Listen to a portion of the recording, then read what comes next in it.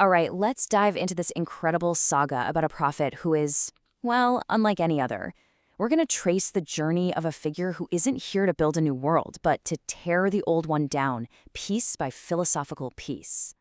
And this one line right here, it pretty much sums up the entire mission of our protagonist, Der Grüngoldnar, the Jester. His purpose isn't salvation, it's a burial. He's here to be the final chapter for an age that's been living on borrowed time. So our journey kicks off not with a hero, but with what the text calls a post-heroic prophet. This being awakens with one single world-shattering purpose. He's the living, breathing consequence of a world built on heroic lies. I mean, just think about that. He literally climbs out of a hero's tomb. He's not here to continue the old stories of glory and honor. No, he's here to expose them as a cage, and then to end them for good. And this right here gets to the absolute core of who he is. He's a weaponized duality inside a single being. You've got the gold side, which is all about the crushing weight of human ambition, that desperate need for a legacy. And then you have the verdant side, the chaotic, totally indifferent force of nature that eventually just turns all those great deeds back into dirt. So what's his main target? It's this idea of the spirit of gravity. You know that feeling, that heavy sense that things must be a certain way, that law and tradition are these unshakable forces. Well, the Jester's weapon against all that isn't a sword, it's laughter, a force that shows just how absurd it all really is. His journey is this spiral of deconstruction. It's a methodical takedown of society's biggest pillars. We can actually follow his path through these key encounters. So let's jump in and see how this all gets started. Okay, so the Jester's first target isn't a person. It's not a king or a general. No, he goes right for the very idea of societal order itself. He goes straight to the heart of where laws are forged in greed and fear. He finds them at their big legal assembly, trapped in what the text calls a limited synthesis, basically an order that's only held together by fear and greed. They think they're in control, but really they're completely paralyzed by their own desires. And check out how he fights. He doesn't pull out a sword. He just drops this one devastating truth bomb that shatters their entire worldview. He shows them that their ambition, that precious gold they're fighting for, is actually their master. And just like that, he proves that their rigid rules, their whole social structure, it's nothing. It's a paper-thin illusion compared to the raw chaos of the real world, that verdant absurdity that can and will swallow them whole.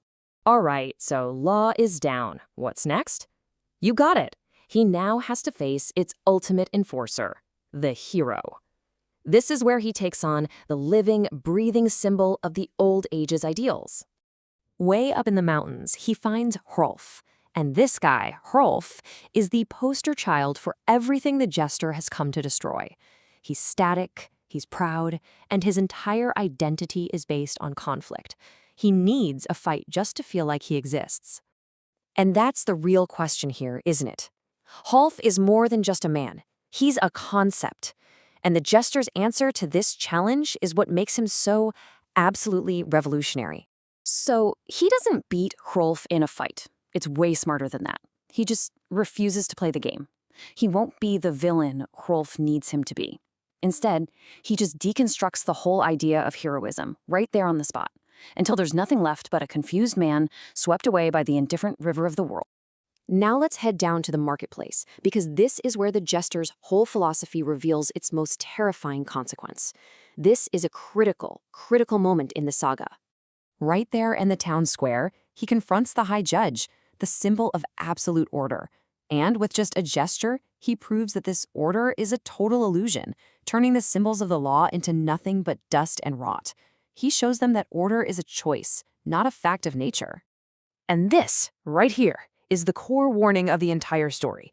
The Jester destroys the old rules, the must, but he doesn't offer anything to replace it. He just leaves a void. And what rushes in to fill a void? This thing. From the dust of the old law, a new figure rises, the Red Judge. And it's not a person, it's an idea made of flesh and bone. It's the answer to that horrifying question, what happens when you just burn everything down without creating something new? The Red Judge is the embodiment of active nihilism. And that's not just, believing in nothing. Oh no. This is the act of enforcing nothingness. It's a terrifying monument to what happens when nihilism becomes an active, destructive force in the world.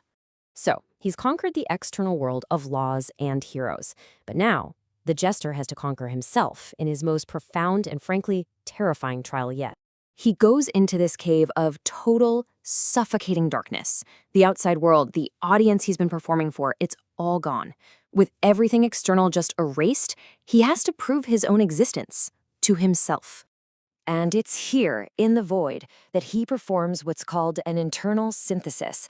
He finally merges his two halves, the ambitious gold and the chaotic verdant.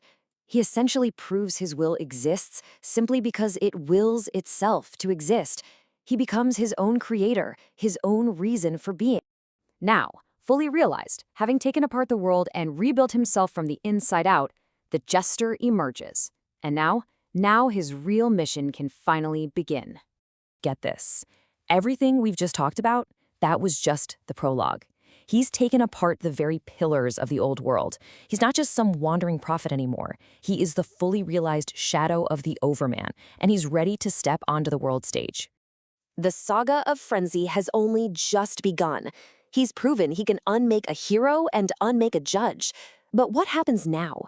What kind of chaos will he unleash when he finally turns his gaze towards the kings? That's the question this whole saga leaves us hanging on.